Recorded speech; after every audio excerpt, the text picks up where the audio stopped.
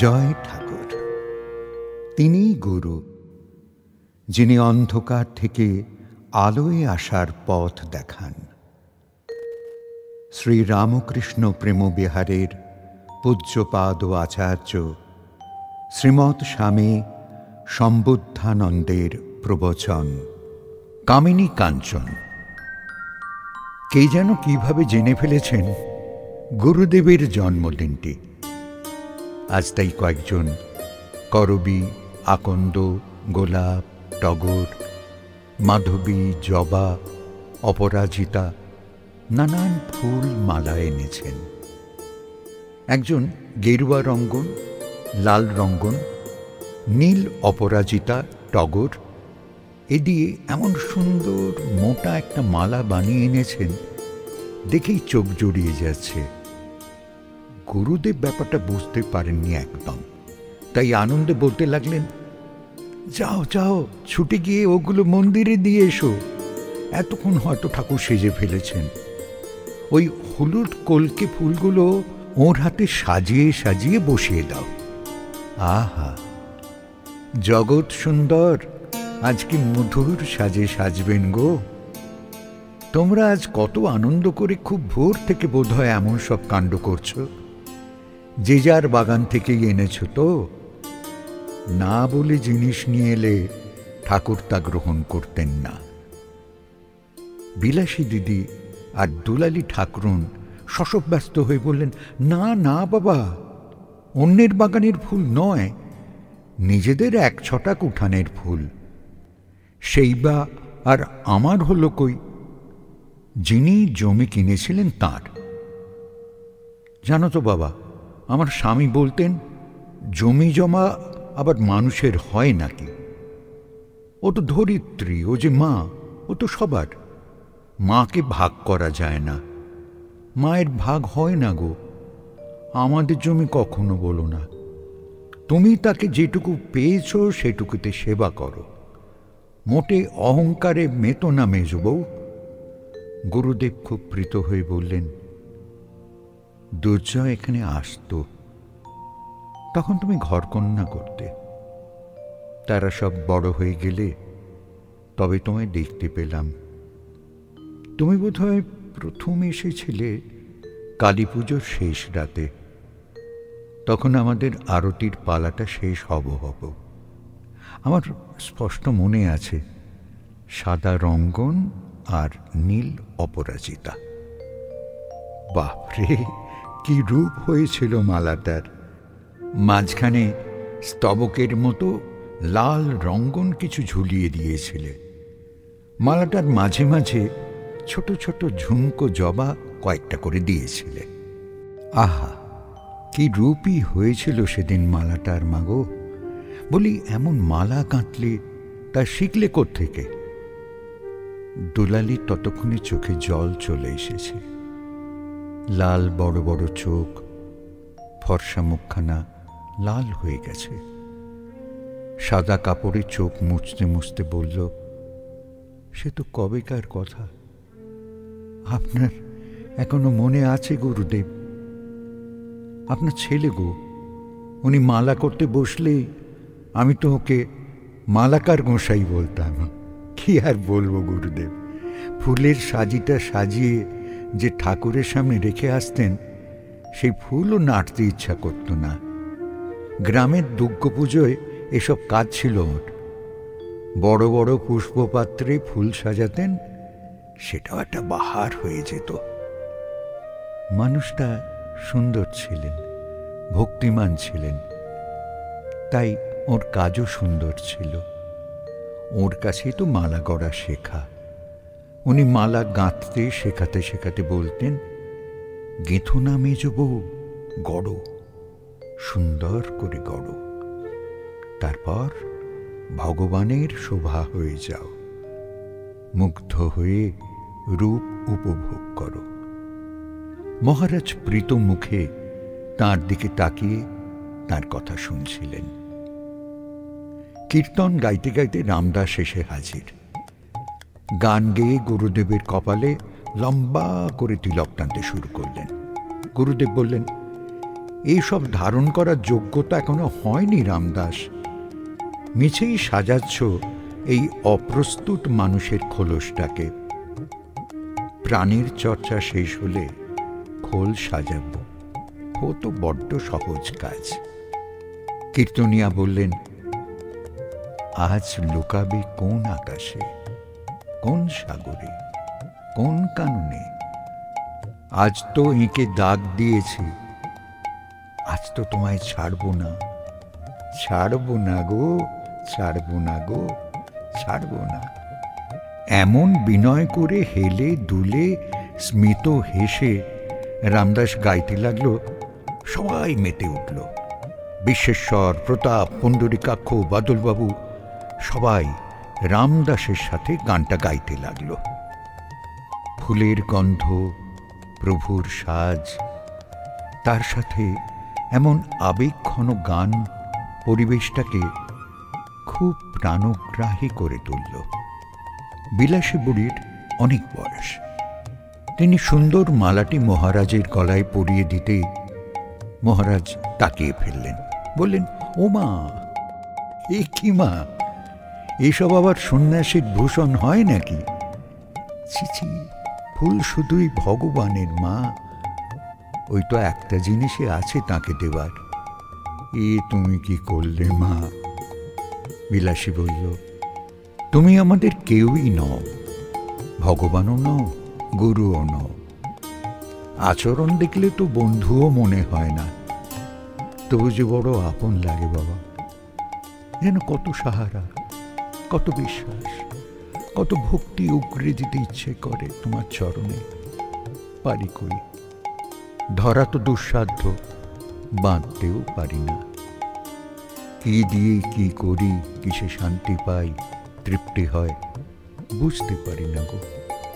অধরা, সব অধরা জানো বাবা। তুমি ধরা দিয়েছ, কিন্তু ধরতে পারি না। গোবর্ধন বাবু সাহেবের ঘরে কাজ করা, স্যুট বুট পরা মানুষ। তার উঠতে বসতে সাহেবই আনা। সেই তিনিও আজ আবেগে ভাসছেন। বললেন, মহারাজ, আপনাকে তো আজ দেখছে না, প্রায় ২৬ বছর। আপনার অকাট্য যুক্তি আর বিনম্র প্রেম আমায় মুগ্ধ করেছিল। কাছে এসে আরো কত যে স্বভাব দেখলাম বলতে পারি না। আপনি জীবন্ত একটি গ্রন্থ। ভালো লাগে মহারাজ, খুব ভালো লাগে, তাই তো এসে বসে থাকি। প্রতিটি কথায় এমন শিক্ষা গেঁথে দেওয়া যায়। মহারাজ কি যেন বলতে যাচ্ছেন, এমন সময় হুড়মুড় করে এক মহিলা ঢুকে পড়লেন। কাঁদতে কাঁদতে বললেন, আপনাকে এর বিচার করতে হবে। আমার স্বামী আজ এমন কঠিন কথা বলেছেন, যত কষ্ট নষ্ট সব কামিনী থেকে। কামিনী যে কি দায়, সে যে ভুগছে সে জানে। বলি, তোমার একটু পথ ছাড়ো না, নড়ে চড়ে বাঁচি। ঠাকুর কি অমনিই বলেছেন, কামিনী কাঞ্চনী সব অনর্থের মূল? তার সিদ্ধান্ত কি ভ্রান্ত? তোমাদের আবদারই তো এত বিভীষিকায় পা দেওয়া। চাওয়া তোমাদের শেষ হবে না, তাই না? মহারাজ, উনি ঠাকুরের দোহাই দিয়ে কথা বলেছেন, ওইটিতেই বড্ড ব্যথা লেগেছে। নইলে ওর কথা আমি তেমন গায়ে মাখি না। যেমন কঞ্জুস তেমনি একগুঁয়ে, সব ব্যাপারে গা তুলে থাকেন। কিন্তু যদি কিছুতে চোখ পড়ল, এমন লঙ্কাকাণ্ড বাঁধাবেন সে আর বলার নয়। তবে মানুষটা ভালো, খুব ভালো। কিন্তু আজ ঠাকুরের কথা তুলেছেন, এটা আমার খুব খারাপ লেগেছে। আমার সাথে ওর বরাবরের বাদ। আমার কথাটি একেবারেই ধর্তব্যের বিষয় নয়। সবার কথা শুনবে, আমার কথা শুনবেই না। বলবে, কাণ্ডজ্ঞান বাড়াও, নইলে কোষপদে ডুবে মরবে।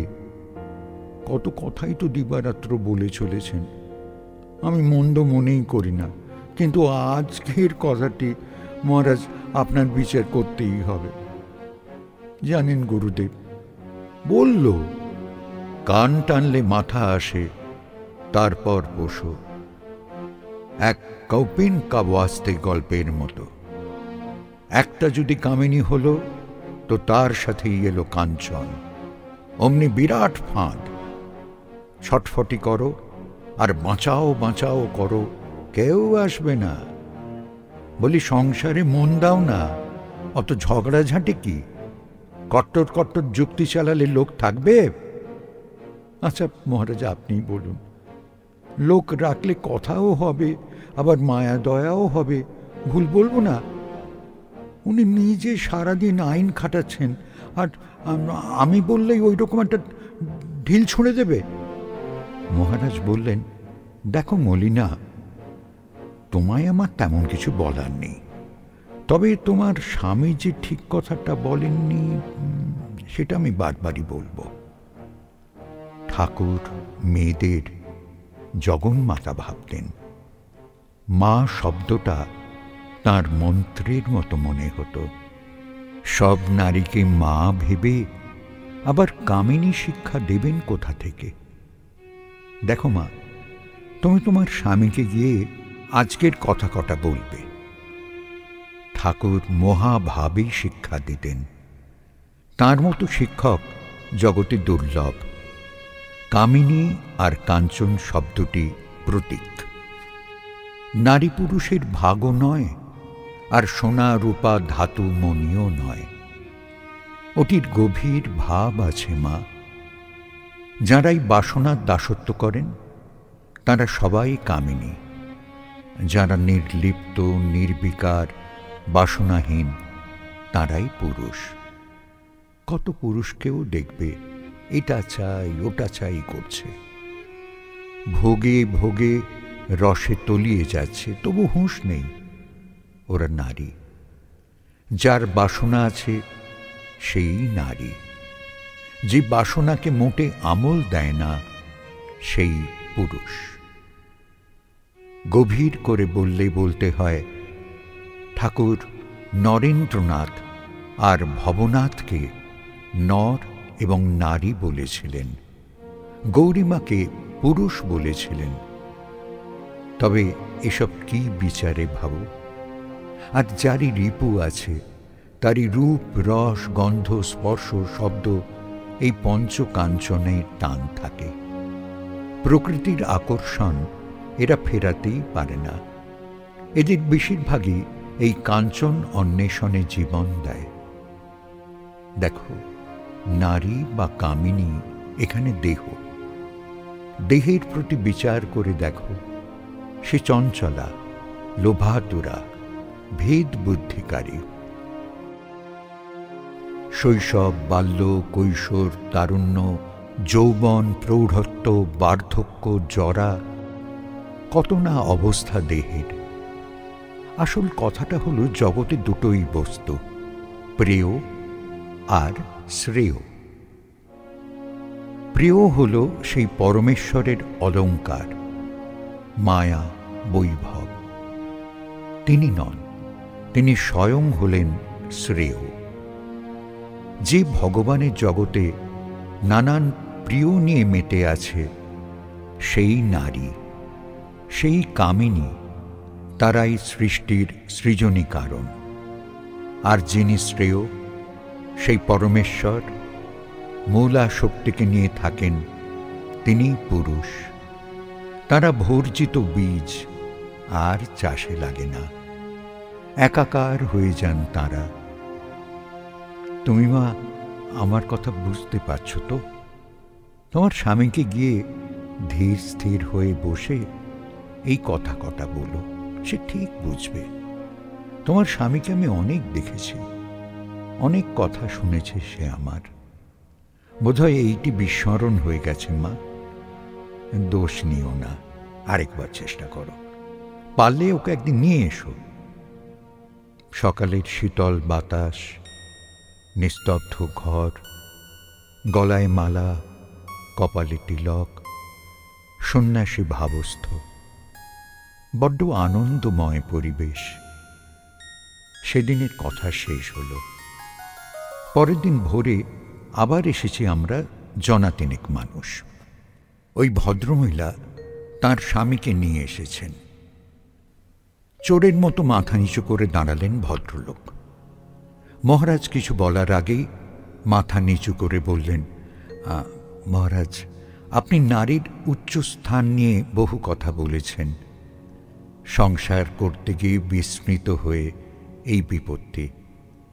গুরুদেব বললেন, আমি নয় বাবা, আমাদের রামকৃষ্ণ সমাজই আমাদের এই শিক্ষা দিয়ে গেছেন নিয়মিত। শ্রী শ্রী মা সারদা দেবী, স্বামী বিবেকানন্দ সবাই ঠাকুরের এই মহাভাবেরই প্রচারক ছিলেন।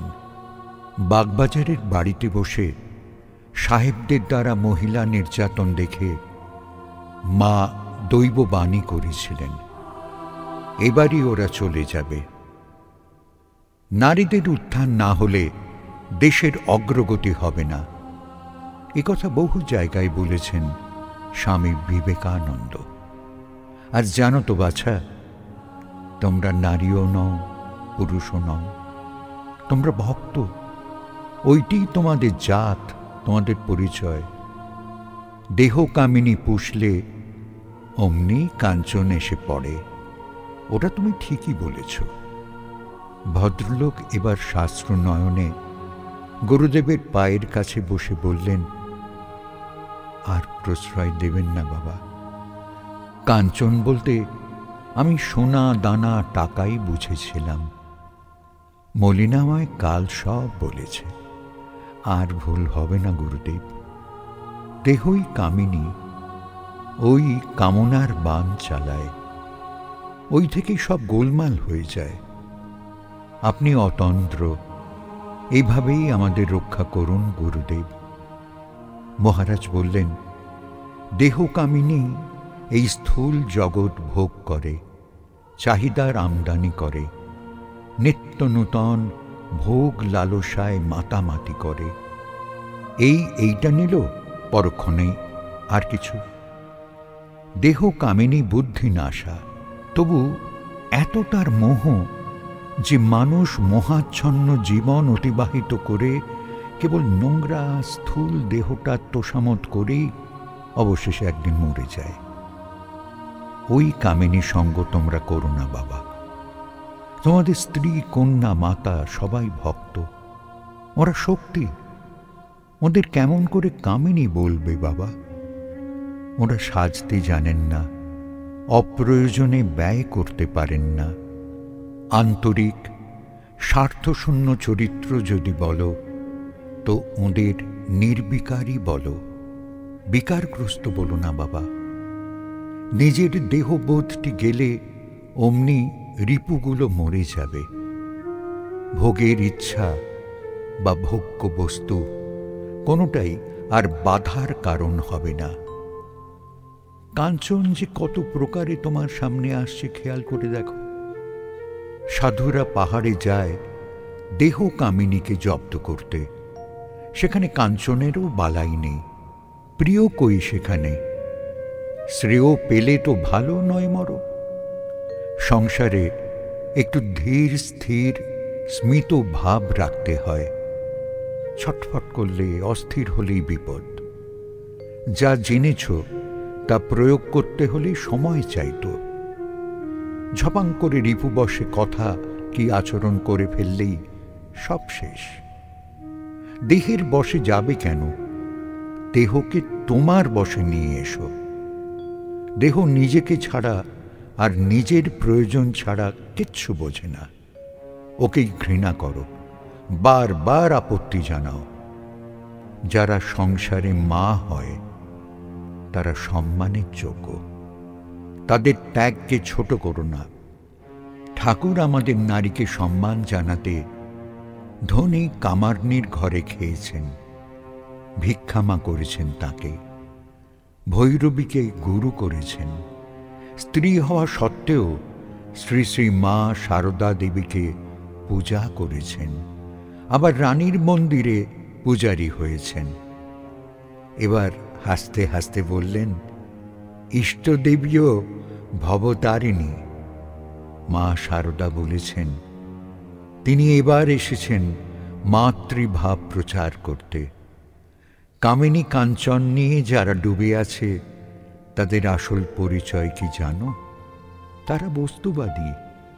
কামিনী দেহ আর বস্তুগুলো ভোগ, ওই নিয়েই ওদের জীবন গোল্লায় যাচ্ছে। ঠাকুর বলেছেন না, তোমার ভুবনমোহিনী মায়ায় আমায় বদ্ধ করো না মা। যারা মায়া চায় তারা তাই নিয়েই থাক, তুই আমার থাকিস মা। এখানেই তো বুঝছো, মা কামিনী নন, তার বৈভবই হলো কাঞ্চন। আর সেটা যে ভোগ করতে চায় সে দেহময়, ওই নারী। নারীর লজ্জা একটা ভূষণ। ঘৃণা, ভয়, রূপচর্চা এসব তার রূপ। প্রেম, ভালোবাসা তার স্বভাব। নিজেকে নিয়েই সে ব্যস্ত, তাই তো দেহকে কামিনী বলা। দেহের আবার খুব লজ্জাবোধ। দেহের গড়ন গঠন নিয়ে দেহ খুব চিন্তিত। এসব ভাঙলে বা ভাঙবার উপক্রমেই দেহ প্রবল চিন্তান্বিত হয়ে পড়ে। আসলে দেহ খুব ভীতু। ক্ষয় ক্ষতি, আপদ বিপদ দেখলেই একেবারে কুঁকড়ে যায়, অসুস্থ হয়। এতে দেহের খুব ঘৃণা। আর প্রেম, ভালোবাসা তার সর্বক্ষেত্রে আসে, যেখানে দেহ তোষ পায়। নিজেকে নিয়ে অযথা ব্যস্ত হয় দেহ, যদিও দেহ ক্ষয়শীল, মরণশীল। দেহ না হলে জগৎ নির্বিকার, নারী না হলে পুরুষ নির্বিকার। এই হলো তত্ত্ব বাবা। ঠাকুরের কথা বহু ভাব মিশ্রিত। যেমন করে আমার বুঝতে ভালো লেগেছে, তেমন করে আমি বললাম, বিষয়টা হলো দেহবোধটা হালকা করে আত্মবোধ জাগ্রত করো। তাহলে কামিনী কাঞ্চন আর আলাদা করে বুঝতে হবে না। সহজ হও। বড় মানুষের কথা বিস্তার করে ভাবতে হয়।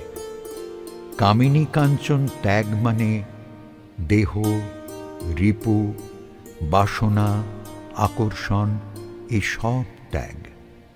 ওইটি হলেই সব অমনিই হবে। গুরুদেব থামলেন। আমাদের সবার চোখগুলো নিজেদের দিকেই ঘুরে গেল সেদিনের পর থেকে।